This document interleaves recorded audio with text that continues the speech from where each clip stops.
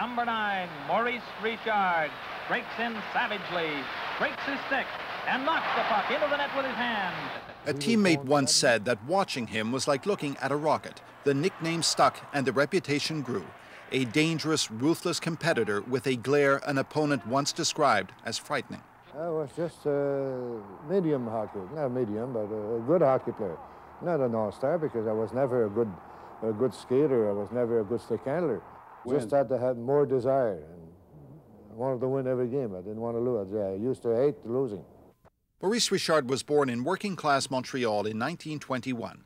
He trained to be a machinist, but his ambition was to play for the Canadiens. In 1942, the dream came true, and his coach predicted he would become the biggest star in hockey.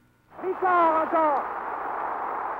Le 325e but de la carrière de Richard. Richard did things that had never been done before. He was the first to score 50 goals in 50 games. He once was named all 3 stars of a game in which he scored 5 goals. He once played a game exhausted after moving his family to a new house. He scored 8 points anyway, and years later remembered. That night before the game, I didn't sleep at all. We were fixing the bed. We slept on the floor, and we didn't sleep very much. Continue son chemin. Lac intercepte. Lance et goal. The stuff of a growing legend. During his career, the Montreal Canadiens won 8 Stanley Cups. He captured the imagination of an entire province. It was his relationship with the public that made Richard truly unique. He played at a time when rural parochial Quebec was modernizing, and it had a hero adversaries feared. It was sometimes a volatile mix.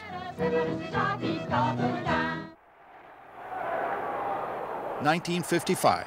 In a blind rage, Richard went after an opponent who had struck him. He roughed up an official who got in the way. The league suspended Richard for the rest of the season and the playoffs. It led to what became known as the Richard Riot. Montreal's next game, somebody fired tear gas. Fans went after the league president, Clarence Campbell. Out in the streets, thousands went on a rampage. Some historians have called this event the beginning of Quebec's modern nationalist movement. Years later, Richard remained bitter about his suspension, but said it was just hockey. I hate talking about politics. I hate talking about suspension and all that, but I was never a guy that wanted to be in politics. As his career was winding down, Richard made hockey history again. He became the first to score 500 goals, and the famous puck became a famous gift. We sent it to the Queen, and I think it's over in England somewhere. I hope so, anyway.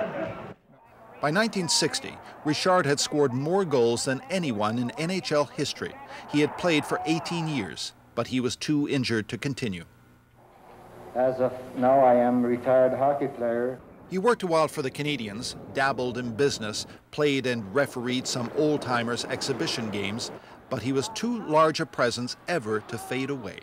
In 1998, the nation gave him its highest honor for lifetime achievement, making him a Companion of the Order of Canada. And the league. Last year, it invited Richard to present for the first time a trophy that carries his name. It goes to the player who scores the most goals in a season. And the fans.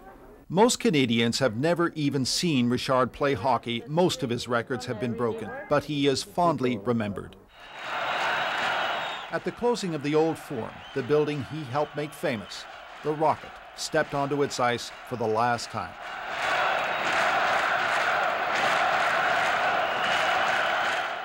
The ruthless competitor of another era broke down.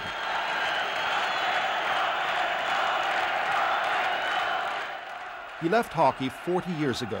In the same way, he now leaves this life, a true Canadian legend.